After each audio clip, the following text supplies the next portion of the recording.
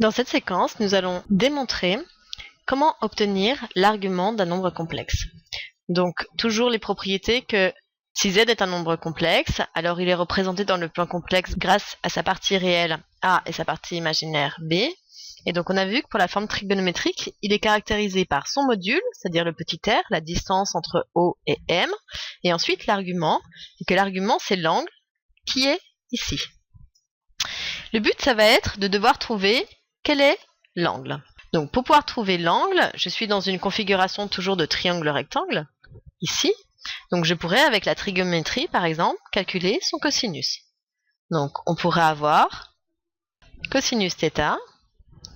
Donc le cosinus, c'est le côté adjacent, mais le côté adjacent par rapport à l'angle, c'est celui qui est ici, c'est-à-dire c'est la distance au grand A, c'est-à-dire le petit a, divisé par l'hypoténuse, et dans ce triangle, l'hypoténuse, c'est petit r, c'est le module. Donc ici, je pourrais avoir une première équation trigonométrique.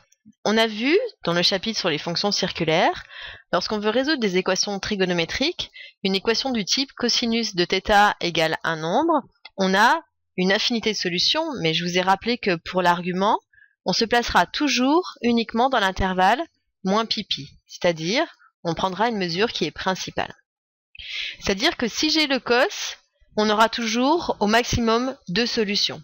Soit l'angle, soit son opposé, parce que cosinus, elle est paire. Mais le problème, c'est que ce point M, il est placé ici, c'est-à-dire qu'il a un argument, pas deux. Donc il va falloir avoir une deuxième information qui va venir choisir entre l'un de ces deux angles. Donc c'est l'autre formule de trigonométrie qui va nous donner, c'est-à-dire que je peux trouver ce cosinus puisque je connais son angle, mais je pourrais également trouver son sinus. Et sinus de θ, donc ça va être le côté opposé par rapport à l'angle, c'est-à-dire celui qui est ici, c'est-à-dire la distance petit b, divisé par le module, puisque c'est l'hypoténuse. Alors si j'avais considéré que cette deuxième équation, le sinus aussi, lorsque je résous une équation du type sinus θ égale quelque chose, j'aurai au maximum deux solutions dans l'intervalle moins pi.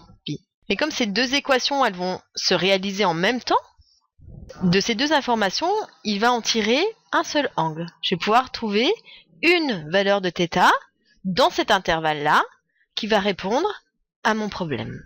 Donc, vous devez impérativement savoir résoudre ces équations, c'est-à-dire que vous devez absolument connaître votre cercle trigonométrique.